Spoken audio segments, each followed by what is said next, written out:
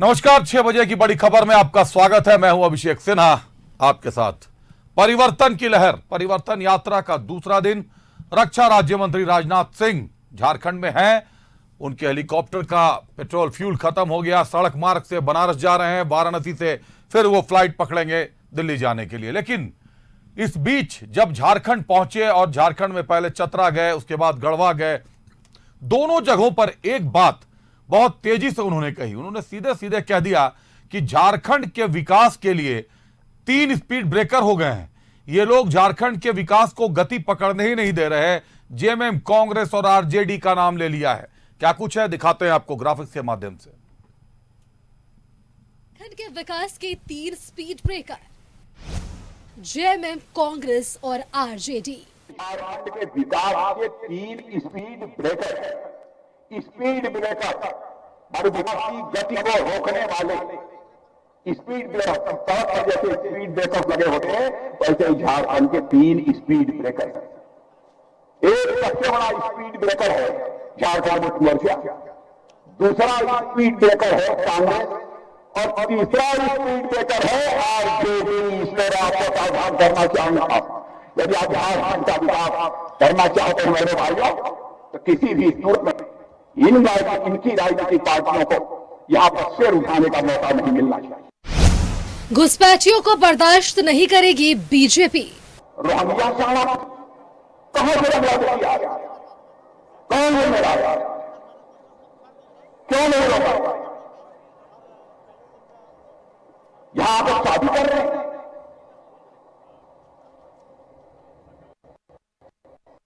कमाई कर रहे हैं। भाइयों, इसे हम लोगों ने बहुत ही गंभीरतापूर्वक लिया। हेमंत सोरेन पर भ्रष्टाचार के आरोप। भाइयों, लोकतंत्र चलता है तो लोक मर्यादाओं से, लोक राज से लोकतंत्र चलता है। भारत के स्वस्थ लोकतांत्रिक परंपराओं के साथ झारखंड के मुख्यमंत्री ने खिलवाड़ किया, भ्रष्टाचार का गंभीर आरोप लगाया। उसके बाद भी सीने का बटन खोलकर जनता के बीच जा रहे हैं। भारत किसी दागी को स्वीकार नहीं करेगा। झारखंड का नया इतिहास इस बार लिख दीजिए मेरे बहने भाइयों। सारे भारत को ही नहीं, दुनिया को संदेश दे दीजिए कि भारत कभी भी किसी दागदार व्यक्ति को अपने नेता के रूप में स्वीकार नहीं कर सकता है। यह संदेश सारी दुनिया को जाना चाहिए। भारत में 1 नेशन 1 इलेक्शन होगा। अभी आपने देखा होगा कि हाल में ही कैबिनेट में हम लोगों ने फैसला किया है कि भारत में हम चाहते हैं और ये बिल भी लेकर आएंगे, 1 नेशन 1 इलेक्शन होगा। बार बार हर साल में इलेक्शन होगा, बार बार इलेक्शन नहीं होगा। एक बार में देश सारी विधानसभाओं का चुनाव और लोकसभा का चुनाव साथ होना चाहिए। और साथ ही साथ जो स्थानीय निकाय हैं, नगर पंचायत, नगर परिषद, ग्राम सभाएं, इनका चुनाव एक साथ होना चाहिए। इसके लिए कैबिनेट ने एक प्रस्ताव पारित किया है। इसे लेकर हम लोग संसद में इसे पेश करेंगे मेरे भाई। राहुल गांधी ने सिखों को उकसाया। दुनिया के दूसरे देश में अमेरिका गए और वहां जाकर उन्होंने क्या क्या बातें की। मेरे भाइयों, उन्होंने वहां के हमारे सिख भाइयों, जिनका की भारतीय संस्कृति के लिए इतना बड़ा योगदान है कि जितनी भी प्रशंसा की जाए कम, उनको भरवाने की कोशिश कर रहे थे कि भारत हमारा सुरक्षित नहीं है। दुनिया के दूसरे देशों में जाकर भारत की प्रतिष्ठा को, भारत की छवि को ध्वनित करने का काम करते हैं। परिवर्तन यात्रा रचेगा इतिहास।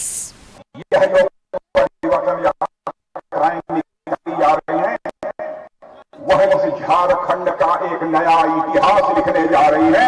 यह समय भविष्य में बदला देगा मेरे बहनों भाई।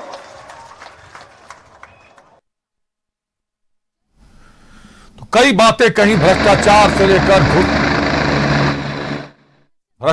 से लेकर घुसपैठ से लेकर तमाम तरीके की बातें कही, जिनसे झारखंड जूझ रहा है, जिनसे झारखंड को बाहर निकलना है। और बात देश के नवनियुक्त अभी जो लोकसभा चुनाव के परिणाम आने के बाद रक्षा राज्य मंत्री बनाए गए हैं, वो अगर कह रहे हैं कि घुसपैठ से रोकना होगा भ्रष्टाचार का आरोप लगा रहे हैं तो कहीं ना कहीं मामला गंभीर हो जाता है। रुक करते हैं, हमारे सहयोगी राजेश हमारे साथ जुड़ रहे हैं रांची से और जमशेदपुर से मनोज जुड़ रहे हैं। राजेश, कल अमित शाह आते हैं, बड़े दावे करते हैं, घुसपैठ से लेकर भ्रष्टाचार से लेकर धीरज साहू पर आरोप लगाते हैं, आलमगीर आलम के घर से मिले नोटों के पहाड़ों का जिक्र करते हैं। आज राजनाथ सिंह पहुंचते हैं और सीधे कहते हैं कि झारखंड के विकास के 3 ही स्पीड ब्रेकर हैं, कांग्रेस, जेएमएम और आरजेडी। साथ ही साथ सीएम हेमंत सोरेन को भ्रष्टाचारी बता रहे हैं रक्षा राज्य मंत्री।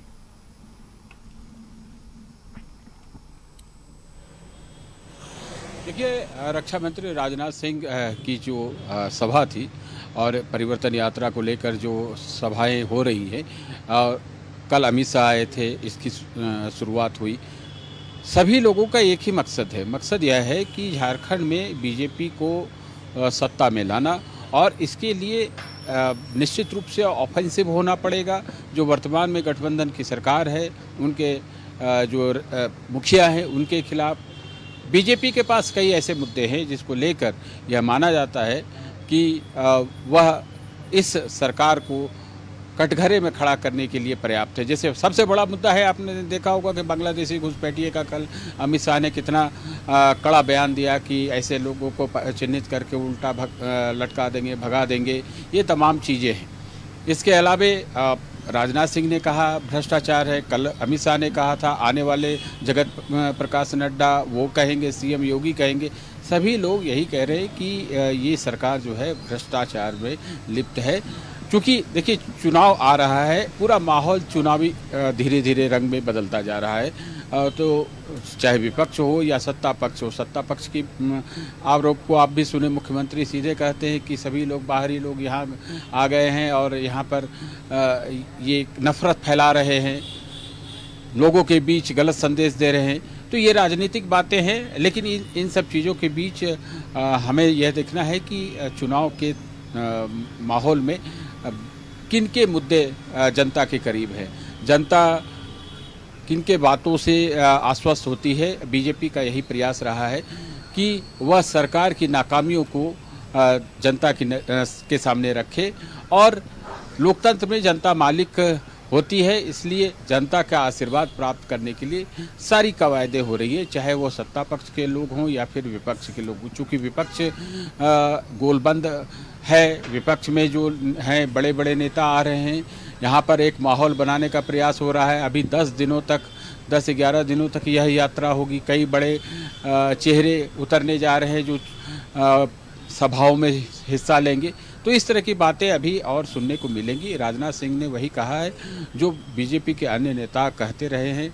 आपने देखा होगा कि प्रधानमंत्री 15 सितंबर को आए थे, उन्होंने भी यही कहा, बांग्लादेशी घुसपैठिया का मामला उठाया। इसके अलावा उन्हें इस सरकार को भी भ्रष्ट बताया। तो विपक्ष के नाते बीजेपी का प्रयास है कि राज्य में जो गठबंधन सरकार चल रही है, जेएमएम के नेतृत्व वाली सरकार को जनता की नज़र में गिराना या आप कहें कि उसे कम करना और अपनी पोजीशन को ज़्यादा बढ़ाना। और जनता ये सारी चीज़ों को देख रही, जनता ये जानती है कि किसने कौन क्या किया है। और पिछले 2019 में जो लोग विधानसभा का चुनाव हुआ, उसमें देखिए रिजल्ट क्या आया। और जिन चुनावी वादों को लेकर ये सरकार आई थी, उन चुनावी वादों पर इन लोगों ने क्या काम किया जनता के सामने है। तो समीक्षा हो रही है जनता के बीच।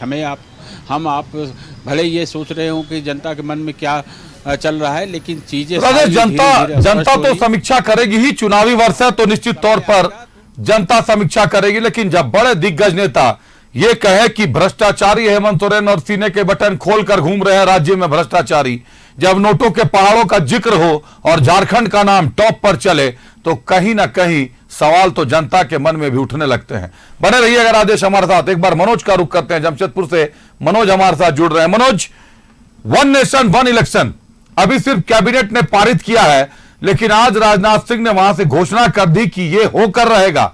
जबकि अगर सांसदों की संख्या 362 चाहिए तो भाजपा के लिए यह एक बड़ी चुनौती साबित होने वाली है कि 1 नेशन 1 इलेक्शन क्यों बिल के रूप में लाके पास करा ले भाजपा।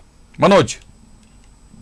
देखिए निश्चित तौर पे देखिए भारतीय जनता पार्टी के पास तो ये चुनौती है क्योंकि उतना इनके पास सांसद नहीं है, लेकिन इतना जरूर है कि देश के प्रधानमंत्री नरेंद्र मोदी ने जो घोषणा की थी पहले, वो उस घोषणा को अमलीजामा इन्होंने पहना दिया है और सीधे तौर पे अब लोकसभा में पारित हो चुका है। अब जब शीतकालीन सत्र में जब ये लेके जाएंगे, शीतकालीन सत्र में निश्चित इनको भरोसा है कि जो सांसद है वो इनके साथ जरूर आएंगे वन नेशन वन इलेक्शन को लेकर, ताकि इससे कम से कम देश का खर्च बचेगा, समय की बर्बादी नहीं होगी और साथ साथ देश का विकास होगा।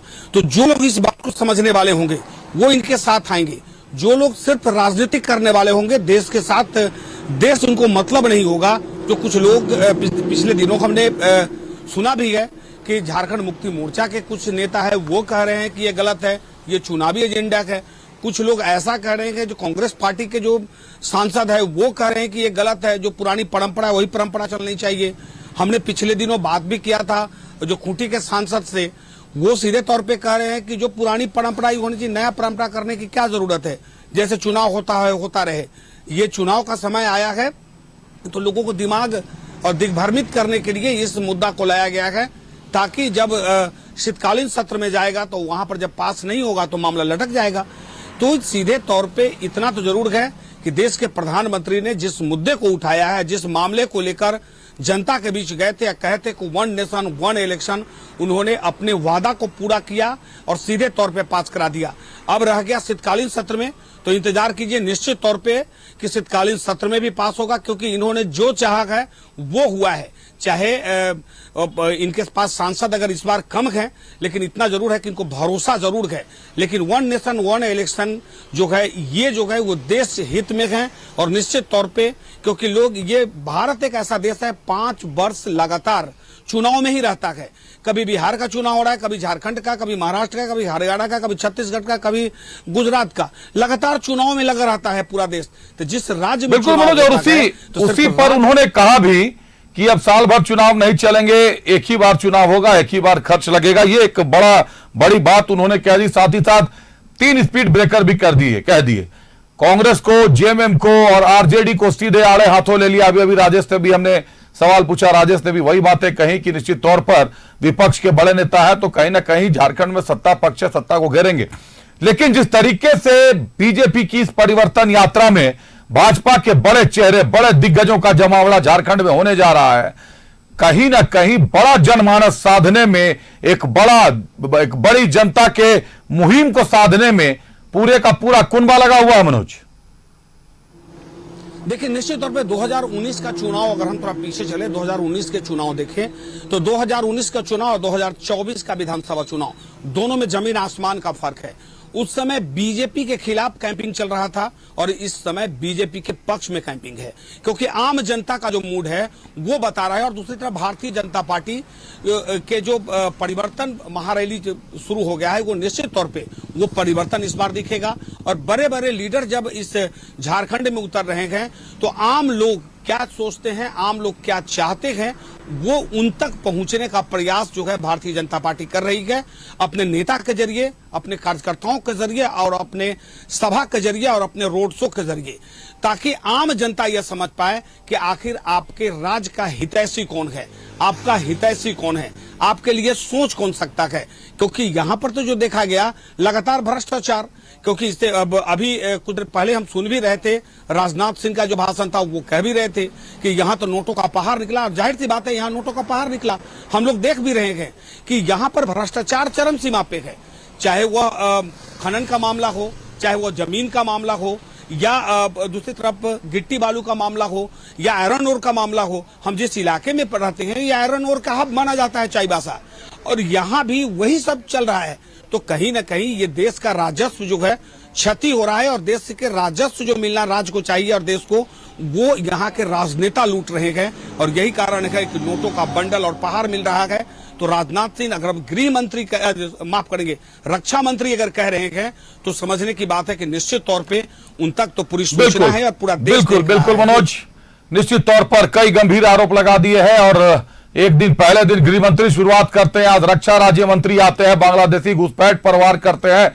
तो झारखंड को लेकर बीजेपी का मुद्दा करीब करीब तो फाइनली था कि बांग्लादेशी घुसपैठ बीजेपी के मुद्दे में है, लेकिन अब बहुत जल्दी ये घोषणा पत्र में भी नजर आ जाएगा कि घुसपैठियों को भाजपा साफ करने वाली है, और जो काफी असर डाल रही है झारखंड की जनता पर, क्योंकि कोई भी, चाहे वो किसी भी जाति के हो, हिंदू हो, मुस्लिम हो, सिख हो, ईसाई हो, अगर झारखंड के हैं तो वो अपना हक किसी दूसरे को मारने देने के लिए तो तैयार नहीं होंगे। बहुत धन्यवाद मनोज आपका, बहुत धन्यवाद राजेश आपका हमारे साथ जुड़ने के लिए, तमाम जानकारियों के लिए।